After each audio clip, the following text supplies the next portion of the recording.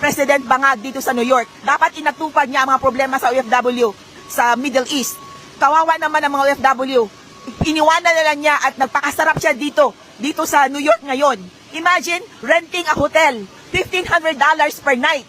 And then, isang room lang yan. What about the entourage?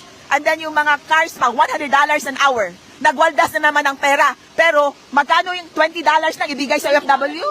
That is really not fair. Dapat mag-resign na talaga si Bangag. Mag-resign na talaga siya. Idagdag ko lang, no?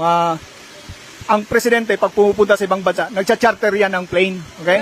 Ang charter ng plane to New York, pinakababa na yun, $10,000 per hour. Okay? So that is 15 hours. So that is $150,000.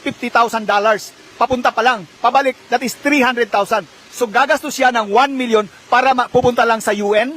Anong gagawin niya sa UN? Para kausapin niyo tungkol sa kababaihan? Naku po, hindi nga niya maawat yung asawa niya, hindi nga niya maawat yung pinsan niya na si Mr. Martin Luther.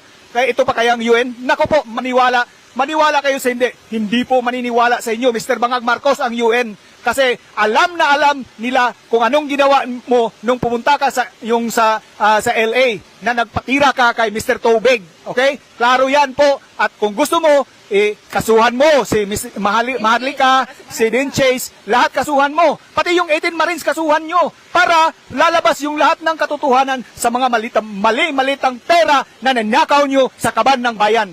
Mahiya naman kayo. Mahiya ka, Mr. Marcos. Mahiya ka, Lisa Marcos. Mahiya ka sa bayan. Okay?